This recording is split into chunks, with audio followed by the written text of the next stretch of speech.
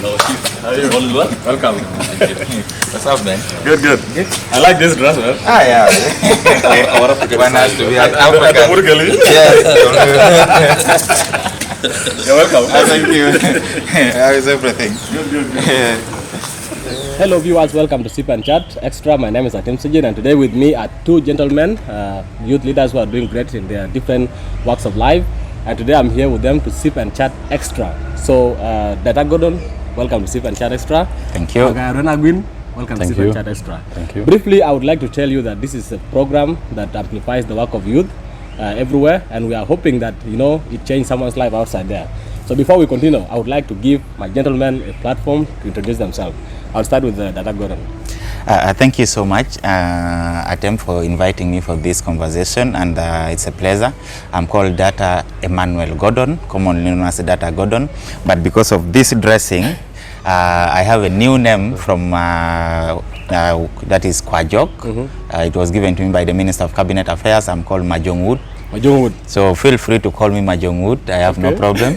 I was born in Yei, and of course grew up part of so many years as a refugee in the refugee camp, but then in Zaire before the DRC and the Congo Brazzaville, and then moved to Uganda, and then from Uganda came back to South Sudan. So it's been a long journey of being a refugee, growing outside the country, but then had to come back and make sure home is home, and make sure that I can be able to contribute to the welfare of each and everyone here in the country.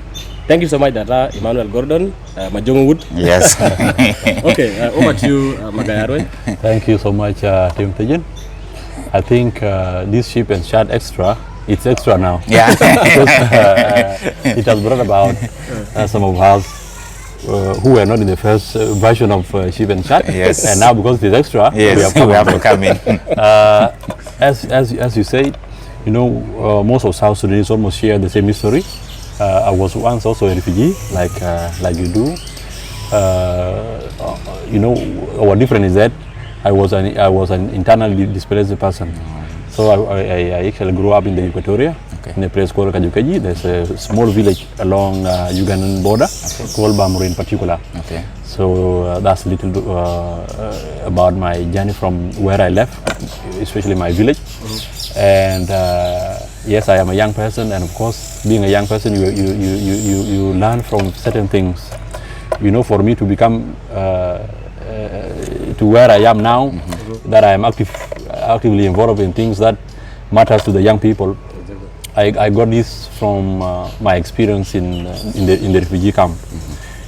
I managed to, when we left the village, most of our people did not have the language.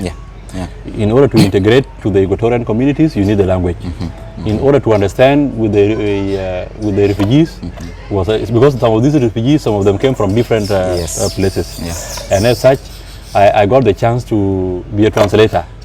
So I actually, because of my primary background, I came and having learned little English, for that matter, and the small Arabic, the Yuba one, they call it. Yes. Because of my interaction with the people in the school, I was able to translate for those who did not know Arabic by then. Okay. So that's why I actually got this opportunity. And it happens that we went to the same school. Yes. Okay. Yeah.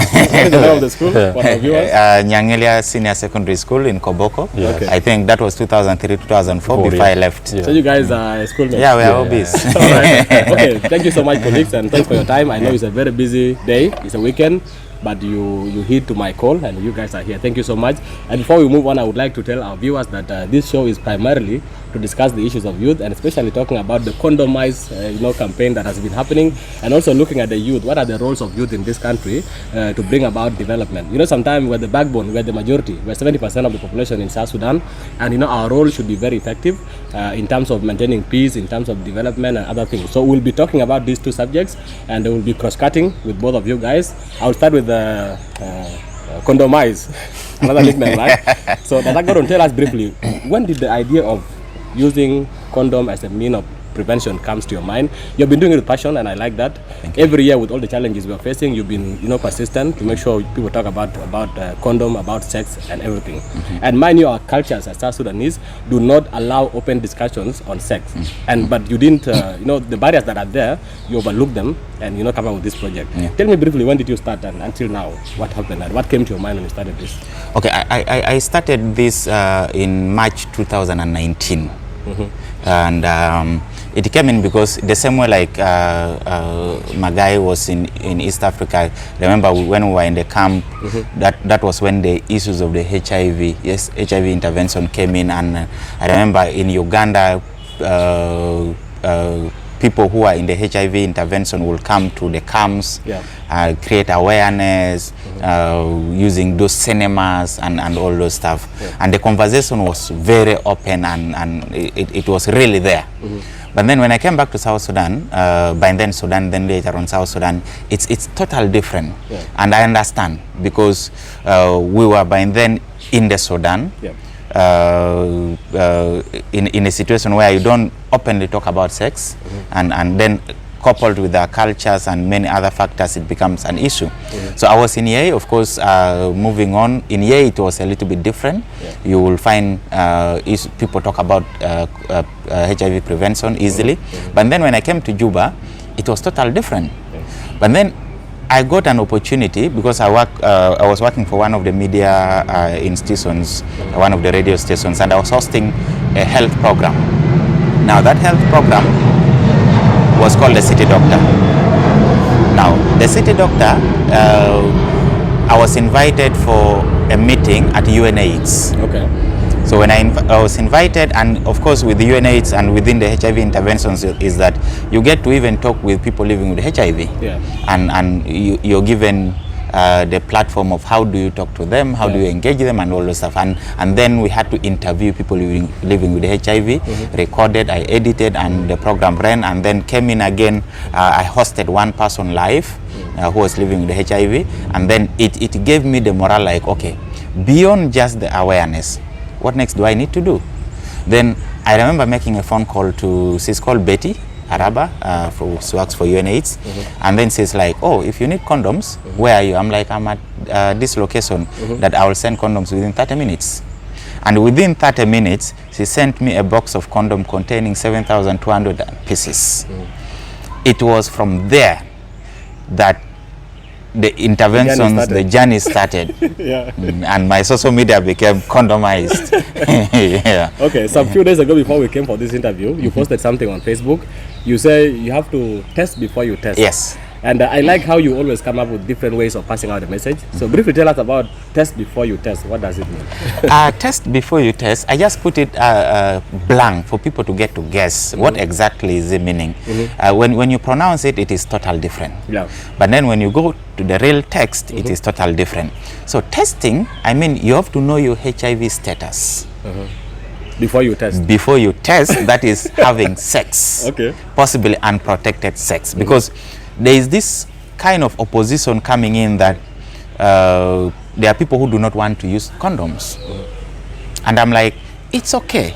If you don't want to use condom, it's okay. But you need to test not only your HIV status, but go together with your partner to get to know your HIV status before you go for your unprotected sex. But get to know there is unintended pregnancy that will come in. All right, thank you so much. It's quite interesting. Before we'll come on to challenges and how you're moving on with this. Magai Aruei, you're a youth leader. You've been doing a lot of great things as a youth leader. You have worked for different institutions as a youth, and your journey can be inspiring to a young person that is trying to grow in the community.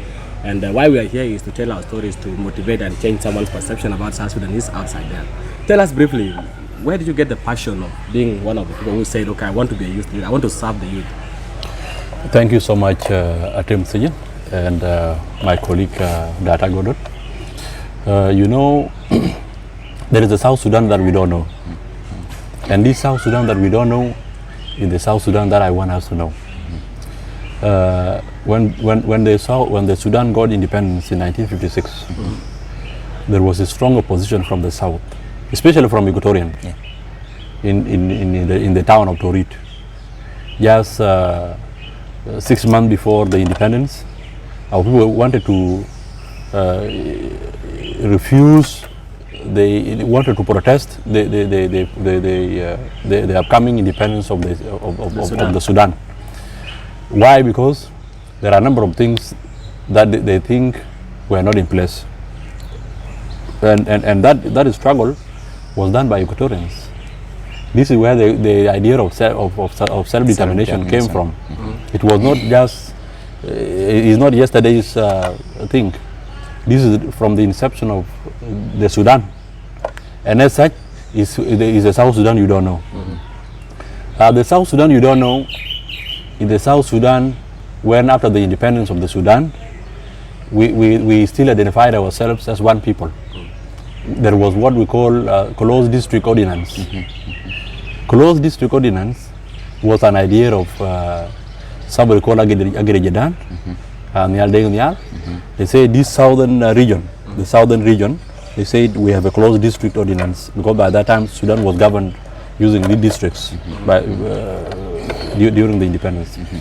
They said this idea was to build unity of the South, so that if we are to say something as South Sudanese, it will carry weight, other than you coming from Equatoria, from Torit, saying I want this, and it will not be supported by somebody from Baragazal and Upper Nile. So in order to have this uniform approach, they said we have to have this organization, the SANU. This is where the name SANU came from. When they went to Congo, they disagreed on approach, on how they would go about with this. Deng Nial,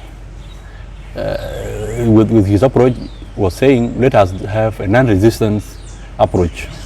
Let's go, we topple the government from the Sudan.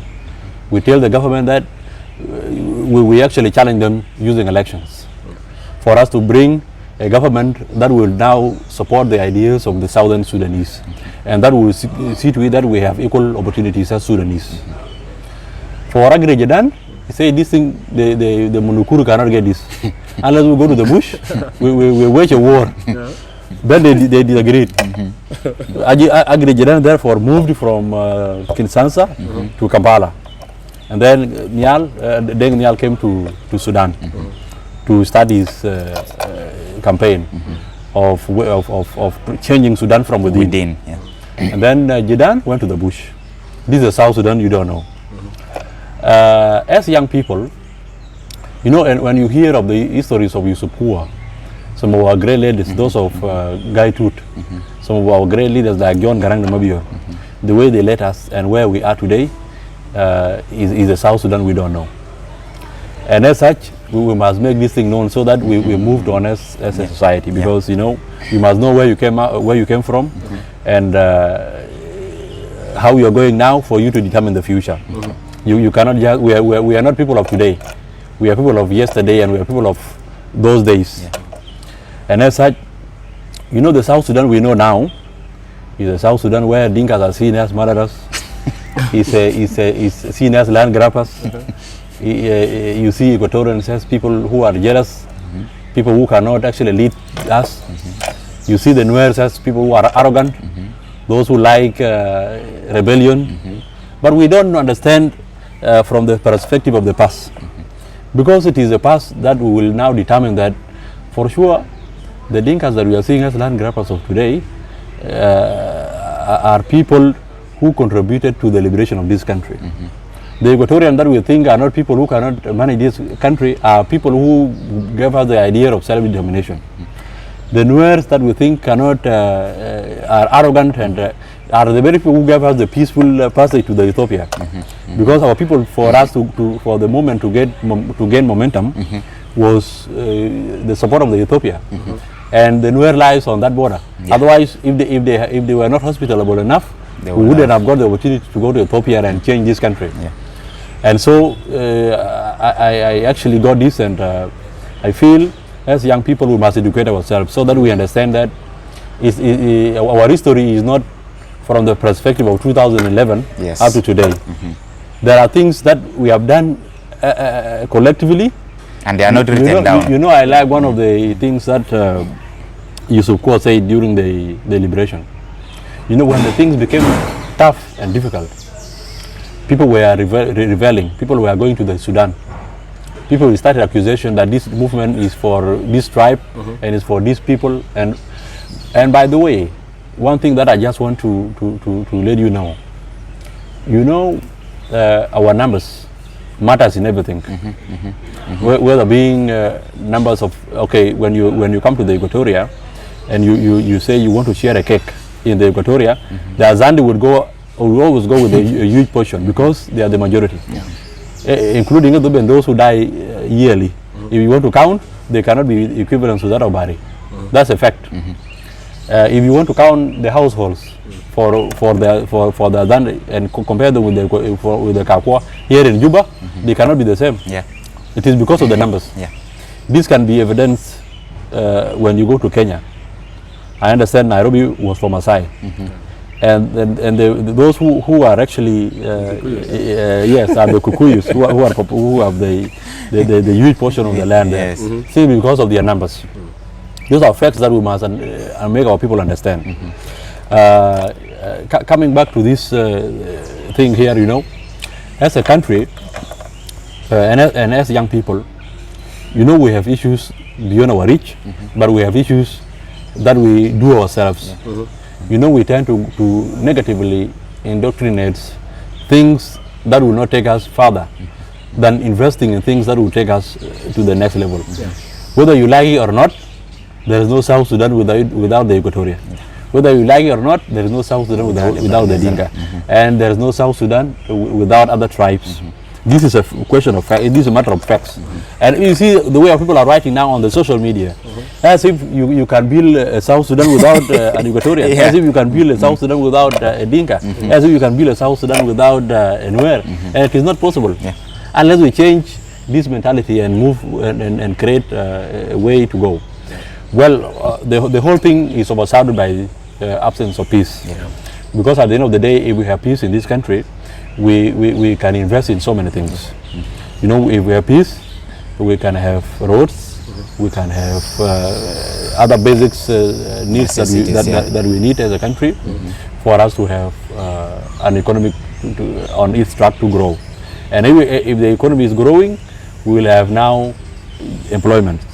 And if we have employments, and then we will now have, most of our people are not actually, most of the young people now, their potentials, I've never discovered their potentials. Because we don't have those things that are in place for you to do something. And as such, we need to do a lot as young people to get these things done. Otherwise, thank you so much. Thank you so much, Magai. This is a very good summary of where we came from. And as you said, for us to know where we are heading to, we have to bank on our history, on our past. That is very important. Coming to you, Dr. Gordon, about, in South Sudan, it's really very hard to talk about sex education. You find that our women are cut off from their daughters. There's no education on sex. You find our boys are learning by themselves. And this curiosity when you're growing up will make you, will force you to make wrong decisions because you're not guided sexually on what to do or what not to do. And that is blamed not only on culture but other factors. So tell me, how do you find it as a campaigner who is campaigning about prevention and to maybe suppress the rate of HIV/AIDS and other sexual transmitted diseases in South Sudan? What do you think could be done to improve our sexual education or conversation among the community? You are doing good on Facebook and other platforms, but you're doing it alone. What can be done for this conversation to be national and to improve on our knowledge on sexual education? Good. Thank you so much. I think, just like you put it, is that how do we move beyond data golden? And that is something that I've been looking for, and I've been trying to see how possible is that. And maybe just to give a journey of whether this campaign is really funded or not, so that someone will get to understand what role can he or she play in picking up from anywhere and moving forward with this campaign. One is that when we started this campaign, as I said earlier on, we got in-kind support for training of Condomize ambassadors. After that in-kind support, I remember we got about $3,600 to support 10 Condomize ambassadors. That was in 2020, between October and December for them to be able to distribute condoms and other contraceptives. By other contraceptives, I mean other soccer methods of family planning to those who need. And that was the support that we gave. And apart from that, it's just a matter of getting the approvals and accessing these commodities at the central medical stores. If not central medical stores, at the UNDP warehouse on Bor Road. Okay. This is the only support since March 2019 that we've gotten. The other support is the media. To be very honest, the media has played a very crucial role by hosting other Condomize ambassadors, amplifying this conversation and moving forward. Yeah. Now, for that to happen is that we need individuals to pick it up from their locations and see how do we move forward. But key thing is, I remember before we came here, we were discussing on a few things, and from a communication point of view is that sex is a topic that has not been discussed. Yeah. No one wants to talk about it. And my approach has always been create conversation. Touch the untouchables. If it is coming up openly and say, I am Dr. Gordon, Mr. Condomize Don't Compromise. If you need condoms, I'm here in a forum. Let it be. Let people go shy, it's upon them. Yes. Let people brave up, it's upon them. Believe me, most of us, those who are mature, we're having sex. and if I'm to say this, Chris Issa said, if sex is to sound like bullets in Juba, RPG, PPChem, AK-47, we will not be sleeping because sex is happening, but we don't want to talk about it. So let's brave ourselves and move away from the shyness, move away from general culture, move away from religion, and face the realities of that. So to me is that let's have the conversations moving, and I like that with the help of development partners, we already have comprehensive sexuality education guidelines for in school and out of school. So this, by that, someone outside there might not know what exactly it means. It means as you grow up, there are changes that happens in your body. Now, it's a guideline given to teachers, it's a guideline given to parents to be able to engage their kids while still growing up and get to know.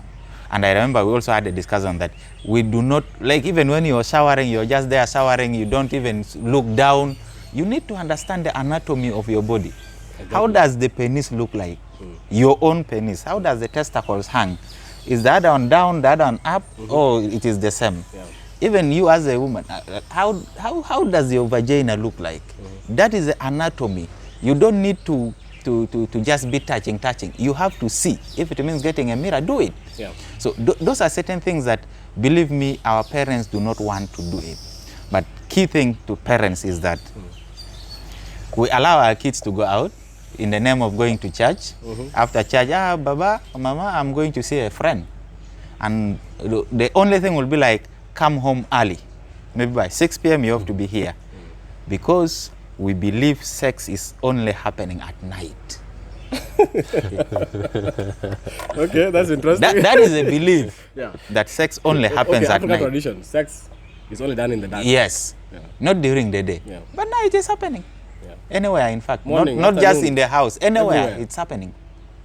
So it's all of us to come into a collective responsibility. And I think to me is that government should not only take a political role in the interventions of HIV, but they should be able to fund HIV interventions, and that will come in knowing that we have the HIV policy, because we cannot have interventions without HIV policy being passed. Thank you so much, Dr. Gordon, and I'm really happy that you have touched the point of our elders, the role of parents in educating our girls and boys about sexual education. You know, when I was in Kenya, we had what we call Straight Talk. It was a magazine that was accessible to all the students and pupils who are learning. You know, when you're young and you're growing, your body changes. and you become curious to understand yourself. Yeah. And you are curious to even try things out. So if there's no guidance in your growing, it becomes a challenge. You'll end up making mistakes in the long run. Yeah. And such campaigns will help people to understand and make better decisions for their life and even avoid pregnancy and other sexual transmitted diseases. Thank you so much. Coming to Magai. Magai, how do we connect? You know, we've been saying that youth is the 70% population of South Sudan. How do we connect youth with this campaign? What do youth, because now Dada Gordon is a youth, but what is our role as all the youth to support what Dada Gordon is doing? What do you think can be done, can be added to the effort that is putting in? Thank you so much. You know, last year I was actually a secretary for external affairs in the South Sudan National Youth Union. You know, whatever we're doing, if we don't consolidate it, we don't bring it to a certain understanding, we will not create an impact. Yeah. Unless we do something that would allow us, actually, unless we connect them, they will create an impact in our societies. During the celebration of the International Youth Day in 2020, I went out, I reached out to all the organizations for the young people. Because I was the chair of the organizing committee, I reached out to them, I signed an MOU with them. I said, let's go out and we'll make this day a different, we'll make a different this year. And how do we make it? We consolidated all our programs for the celebration of the International Youth Day. What we did was that we launched what we call, we had panel of discussion for the master plan of the week, the first week of the International Youth Day, and we declared the whole of the September, the whole month September as the Youth Day for the South Sudan, simply because we wanted to showcase our potential as young people throughout that month. Anything that you do, you're doing it in the name of the young people.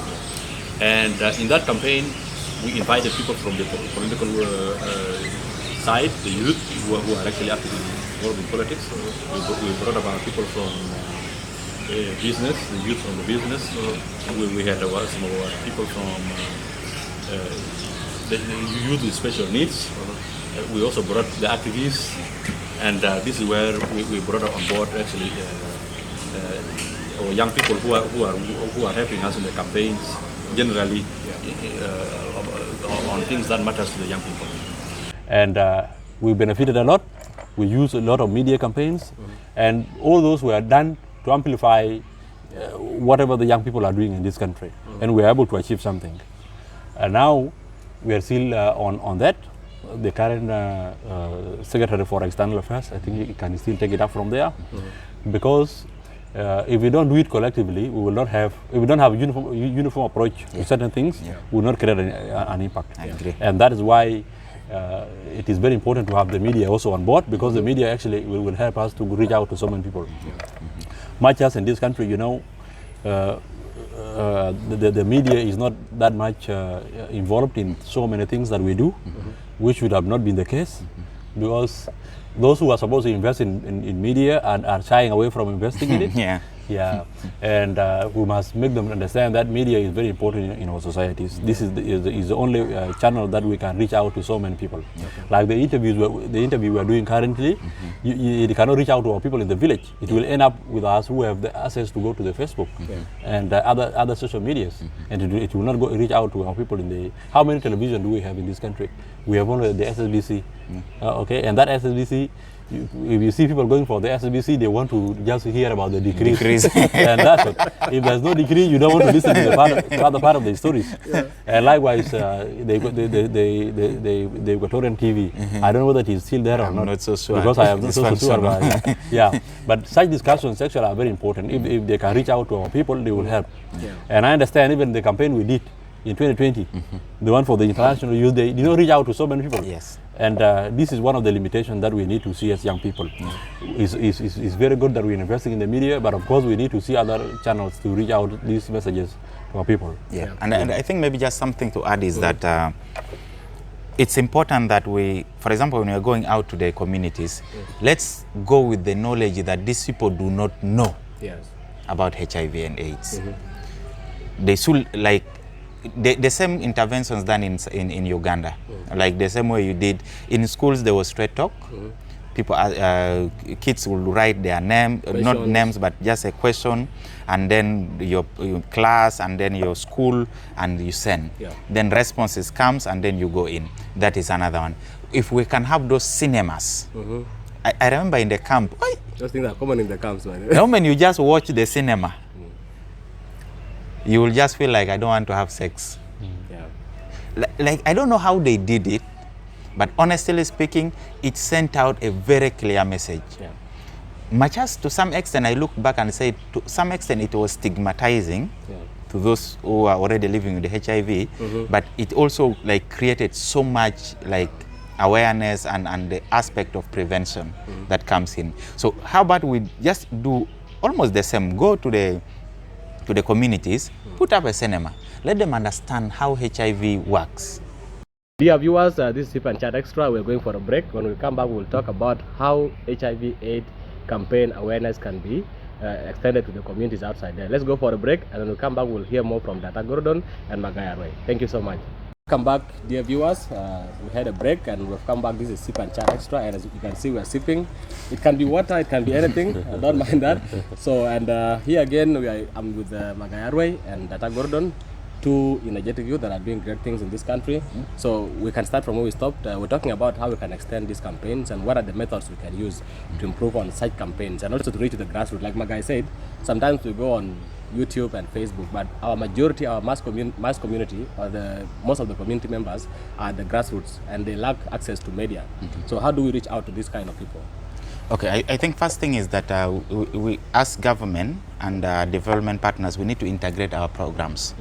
So if someone is having, for example, a workshop or a training on gender-based violence, have at least 30 minutes presentation and a question and answer on HIV and AIDS, on prevention, just the basics, how do you prevent, like all those stuff.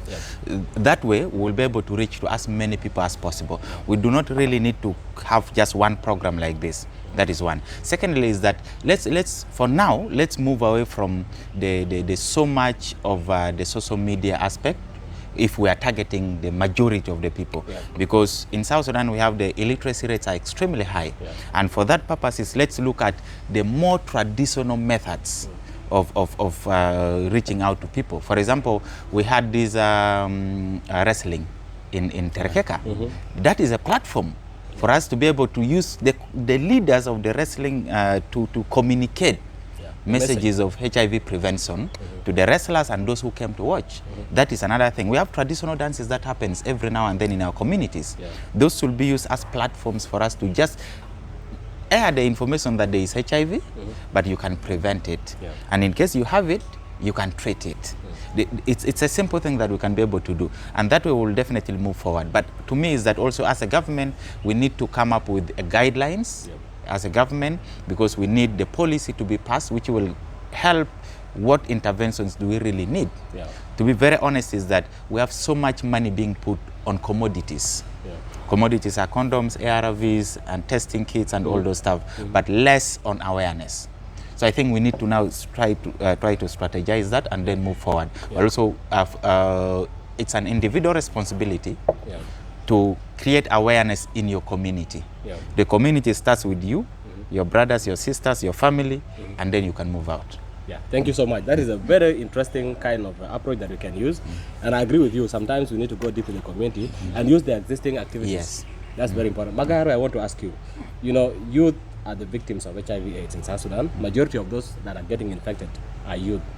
And as a youth leader, apart from HIV/AIDS, we have other crises like conflicts that affect youth. What do you think youth can do to change the perception of violence in South Sudan and this inter-ethnic conflict that we have? Like now we are here. Dr. Gordon was your colleague at school, and when you guys meet again, it is brotherhood. So how do we encourage this same thing outside there? Because I don't want to be called a Dinka. I'm a Dinka, I'm a proud Dinka, but that should not define who I am. I'm a South Sudanese. So, and this is the issue with our youth. Sometimes we tend to be comfortable with our ethnic groups than being South Sudanese. So what do you think can be done to change that mentality? Thank you. Like I said, most of the young people outside there now are investing in what I call the negative indoctrination.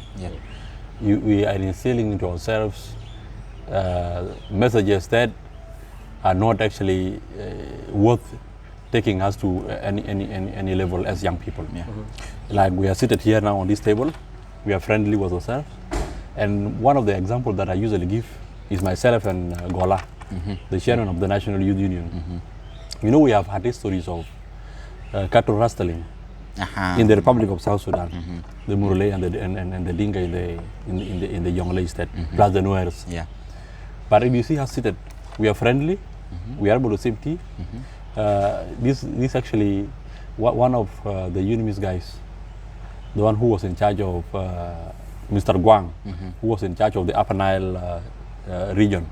One may crack a joke of us that, why are you friendly here, and when you go to your communities, you are not friendly. And we say it's because of the understanding. You know, there's nobody who is made to be an enemy of anybody. Myself, I don't have cows. Maybe Gora don't have cows. And when we go to the village there, you find our people are mobilizing to go and attack their people to take cows from them, and likewise from their side. And if we don't go out and change this negative thinking that we have been instilling in ourselves, that you can only live with cows, then we will not change this country. By the way, one thing that we need to learn, the whites, for you to have dignity, you have to work. You have to work to earn something, which is the opposite of us here. For us, especially the Dinka, for you to have dignity is not to ask from someone. You don't beg, so that you have your own dignity, and you don't work to earn your living. Now this is contradicting. You don't have something, and you don't want to beg. You don't want to work. And you don't want to work. All right. So you're saying you're having dignity. So here there is a problem. It will force you to go out and actually attack somebody to get something from him, so that you also have something to live on, because you don't want to beg. You see, this is very dangerous thing. The aspect of masculinity comes in. I am a man, why should I beg? So you better go and actually find a way They prefer robbing than begging. You better go and rob for your brother, then come and sit with it. Another angle is that one thing that we also want to know is that we stop this element of generalization. This is a Dinka. When the thing was done by one person, this is a Dinka. This is done by Equatorian. This is done by the Nuers. This is something that we also need to forget. Because as long we keep on saying this, we will keep that rift to widen, the existing rift already.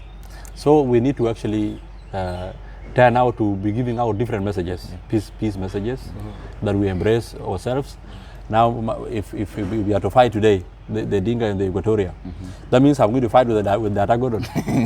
And Data Godon is one guy who can buy me water sometimes. He's one guy who can buy me food sometimes. That a Dinka guy I don't know cannot. So you're burning your bridges. Yes. So it's better we change our narratives. It's better actually change our understanding of things in this country, that we can move to the next level as young people. Thank you so much. You want to add something on that? I think he put it, and I just want to simplify one thing. If Atem has done something wrong to you, you say Atem did something wrong to me, not Dinkas did something wrong to me. Exactly. And if it is Data, you say Data did something wrong to me, not maybe a Pojulo or a Kakwa did something wrong to me. That aspect kills all of us. And by that is a big issue. Another aspect is that I think it's important that we are so much driven by stereotypes that I have heard that, hey, growing up, hey, Dinkas, hey, don't tamper with them. But I meet Magai, and I don't ask him, Magai, I was told, you people are like 1, 2, 3, 4. Is it true? If you tell me about Magai, maybe let's say you're a Shuluk, and you tell me about Magai Dinkas, and I meet Magai, I don't come to me, I already have a belief because you told me about Magai. That is wrong. You have to experience that yourself. Go, if it is about a Dinka, go to a Dinka and ask a Dinka, do you really eat people? And if the person says, no, some people, no. Okay? So these are certain things that we need to do. And if we're able to do that, I think it's important. And then this aspect of currently you go to one bar and restaurant, you find almost it's one tribe. You go to this, it's almost this. And I go like, what?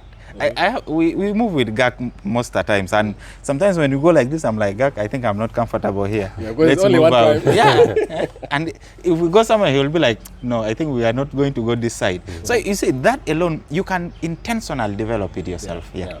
Thank you so much, guys. We have come to the end of our show. I would like to say thank you so much for your coming. Thank you for your time. And before we close this show, I would like you to give 1 minute last shot. What do you wish to tell the youth and the audience outside there? Just in 1 minute. HIV is real. HIV is not a death sentence. You can still live when you get HIV. It's important that you need to know your HIV status. And once you know your HIV status, if it is positive, you enroll for treatment. And if it is negative, please continue with the preventive measures.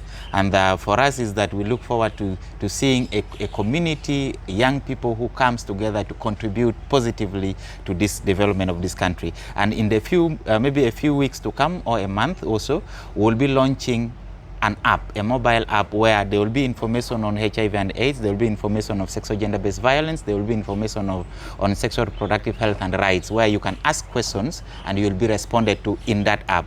Unfortunately, we look forward to, currently we'll do it digital, but we look forward to going offline in that aspect. Otherwise, thank you so much for this invitation. Magai, your last shot.